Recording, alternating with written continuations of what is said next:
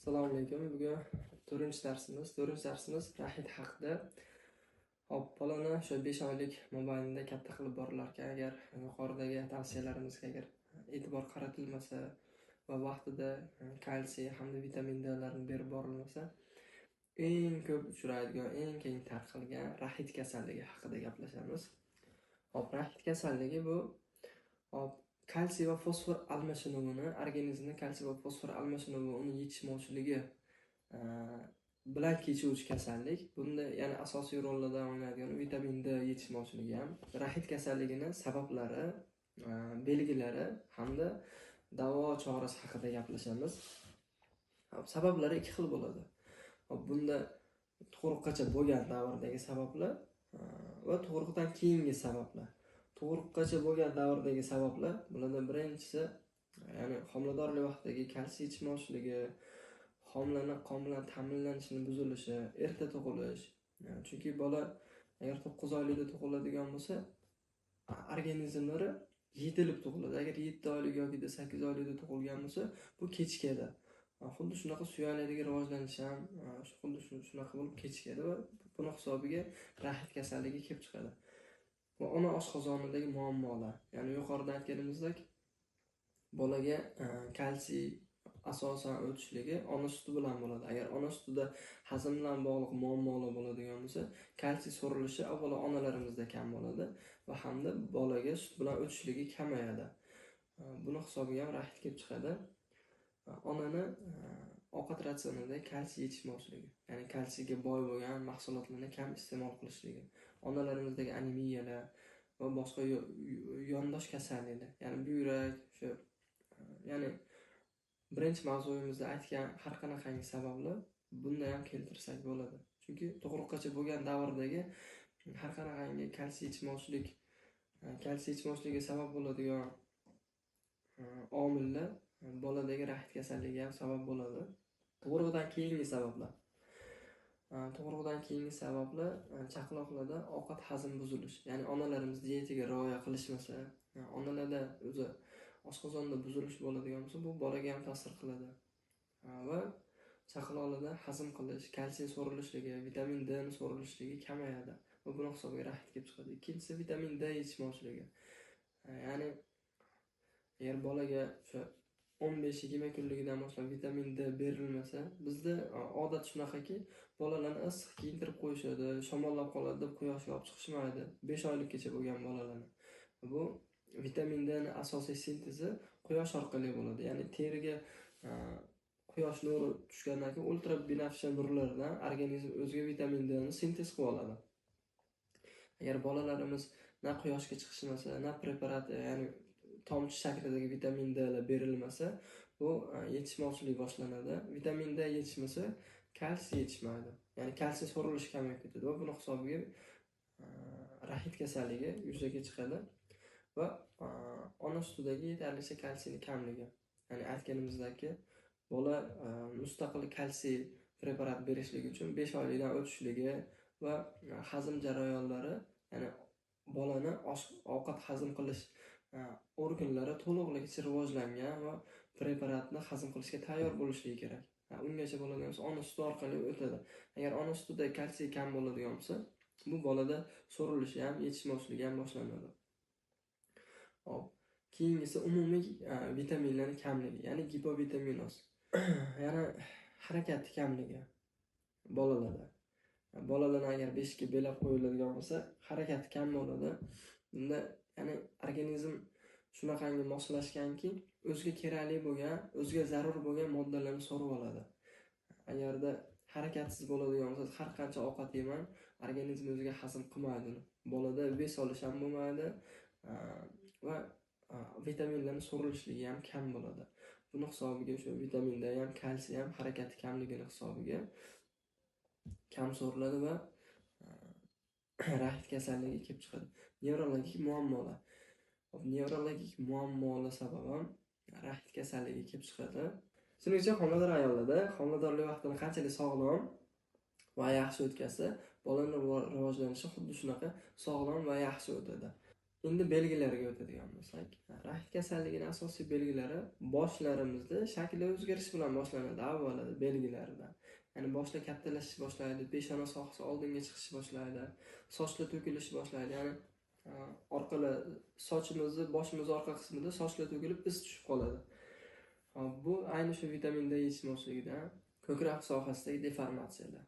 Ya'ni qovurg'alarning ravog'ini o'zgarishligi, simmetrik hamda nosimmetrik o'zgarishligi, keyingisi shu keng uchraydigan nimalardan tovuq to'shi deformatsiyasi yoki varankasimon deformatsiya. Bularni kelib chiqishiga sabab raxit kasalligida suyaklar mo'rtlashadi. Buni hisobiga yo ichkariga qarab o'sadi, yo tashqariga qarab o'sadi. Hamda displaziya kasalligi. Displaziyaga kelib chiqishiga sabab agar kalsiy yetarlicha miqdorda so'rilmasa, organizmda yetishmovchilik bo'lmasa, o'sha son suyagini boshchasi rivojlanishligi hamda chanoq suyagini shu limbusini rivojlanishligi ortda qoladi va buning hisobiga displaziya yoki gipoplaziya kasalligi kelib chiqadi. Tizza bo'g'imidagi varus hamda valgus deformatsiyalar. Suyaklar mo'rt, ya'ni egiluvchan bo'ladi. Nima? Raxit kasalligida buning hisobiga qiyshayishlar boshlanadi tizza sohasida. Endi bu 1,5 yoshdan to 2,5 yoshgacha norma hisoblanadi. Lekin ko'rish kerak, agar boshlarimizda deformatsiya bo'lsa, ko'krak sohasida deformatsiya bo'lsa va bular bilan qo'shimcha ravishda agar tizzada ham deformatsiya bo'lsa, bu fiziologik qiyshayishlik bo'lmaydi, bu patologik bo'ladi. Ya'ni raxit kasalligiga bog'liq bo'lgan qiyshayishlik bo'ladi. Hop. Va belgilarini, rasmlarini tashlab qo'yiladi gruppada ko'rishingiz mumkin. Agar shulardan birortasi boshlangan bo'lsa, belgilardan ortoped, travmatolog yoki pediatr ko'rigiga olib borishingiz zarur bo'ladi. Bu o'sha qondagi kalsiy hamda vitamin D miqdoriga qarab yetarlicha dozada buyuriladi preparatlar, kalsiy hamda vitamin D preparatlari. Mustaqil o'zim beraman deb o'ylamayman. Mustaqil o'zingiz beradiganlaringiz biz avvalo tavsiya qilamiz shu tabiiy yo'llarni. Suyak sho'rvalar, xalades, xarsh bo'lsin, tvorog bo'lsin, nukaliylar bo'lsin, tuxum, go'sht mahsulotlari bo'lsin, o'zingiz mustaqil bersangiz bo'ladi. Lekin konservativ usulda davolashlik, bu dozalashlik faqat vrachlar uchun xos bo'ladi. Siz o'zingiz yo yuqori dozada berishingiz mumkin. Bunda ham bolaga zarar bo'ladi. Agar past dozada beradigan bo'lsangiz, bu bolaga foyda bo'lmaydi. Hop, shuning uchun agar yuqoridagi belgilar kuzatildimi, ortoped, travmatolog yoki pediatr ko'rigiga olib boring. Yana belgilardan biri shuki, gipermobil sindrom. Ya'ni bolaning bo'g'imlarida harakatni keragidan ortiqcha bukilishlar. Ya'ni bolani harakatini kamayishligi, ya'ni dangasa bo'lib qolishligi, oyoqlardagi og'riqlar bo'lishligi, bola tanasini tuta olmasligi, ya'ni qorni chiqib qolib, bola doimiy o'tirib qolishligi, ya'ni chunki suyakli mo'rt, ya'ni egiluvchan, bola tikka turishga harakat qilmaydi. Shuni hisobiga vialli, ya'ni dangasa bo'lib qoladi, doimiy bitta joyda o'tiradigan bo'lib qoladi. Shuni hisobiga ko'krak qafasidagi deformatsiyalar yuzaga chiqadi. Davo chorasi bunda ham xuddi shu, tabiiy hamda konservativ lecheniya bo'ladi. Tabiiysiga gruppada hamma o'sha ozuqa mahsulotlarini turini tashlab qo'yamiz. Buni ko'rib olishingiz mumkin. To'g'ri ovqatlanish avvalo ham ona uchun, ham bola uchun. Chunki bu kasallik faqat 5 oylikgacha yo 5 oylikda emas, to shu bola 5 yosh, 7 yoshgacha raxit kasalligi yuzaga chiqishligi mumkin. Shuning uchun ham to shu 1,5 yoshgacha ham ona, ham bolani sog'lom turmush tarzi, ovqatlanishligi, kalsiyga boy bo'lgan mahsulotlar 1,5 yoshdan keyin bolalarimiz o'ziga e'tibor qaratishingiz kerak bo'ladi. Harakatlarni yaxshilash. Agar 5 oylikgacha bo'lsa, massajlar bilan harakatini yaxshilab olasiz. Hamda massajdagi o'zi foydasini bilasiz, bola kuchga to'lib qolishligini ko'rasiz. Keyin quyoshda sayr qildirishlik. Shu bizda asosan vitamin D terida soat o'sha ertama 5-6 quyosh chiqishidan boshlab to 11 gacha vitamin D sintezlanadi. Chunki quyoshdagi ultrabinafsha nurlari soat o'sha 10-11 gacha foydalilari bo'ladi va undan keyin uni dozasi ko'payib ketadi, bolaga foydadan ko'ra ziyon bo'lib qoladi. Shuning uchun quyosh chiqqandan boshlab har kuni fototerapiya deydi buni. 9-10-11 gacha quyoshda aylantirishingiz mumkin. Tananing ba'zi qismlarini ochiq bo'lgan holatda, to'liq emas, bola shamollab qolmasin. qisman ochiq bo'lgan holatda aylantirishingiz mumkin bo'ladi. Agar boshlarimizda deformatsiyalar boshlangan bo'lsa, buni zudlik bilan oldini olishlik kerak. Ortopedik shlem bor, ortopedik lentalar bor. Endi to'g'ri bu xavfli bo'lmasligi mumkin, lekin bolani katta bo'lganda bu o'sha kosmetik jihatdan nuqson deb qaraydi bolalarimiz. Shuning uchun vaqtida oldini olganinglar yaxshi. Agar savollaringiz bo'lsa, gruppada yozishingiz mumkin. Iloji boricha tezroq javob berishga harakat qilamiz. Buni muhokama darsi ham bo'ladi. Muhokama darsigacha savollaringiz bo'lsa yozib qo'yinglar.